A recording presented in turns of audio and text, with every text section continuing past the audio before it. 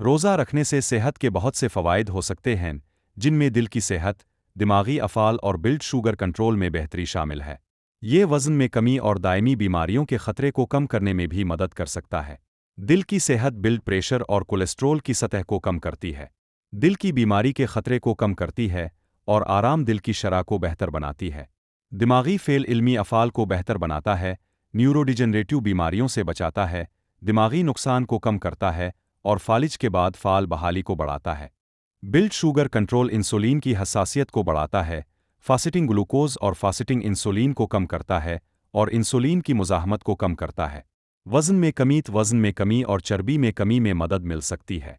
Type 2 ज़ियाबितस और मोटापे से वाबस्ता दीगर हालात को रोकने में मदद मिल सकती है। दीगर फ़वाइद मुदाफ़ियती फ़ेल को बढ़ाता है, सोज़िश को कम करता है, ऑटोफ़ेजी को बढ़ाता है, इन्फेक्शन, कैंसर और ऑटोइम्यून बीमारियों के खिलाफ जिस्म के दिफा की हिमायत करता है। आंतों की सेहत को बेहतर बनाता है, सर्कीडेन ताल की हिमायत करता है, दिमाग की सेहत में मदद करता है, इज़्तिराब को कम करने में मदद करता है।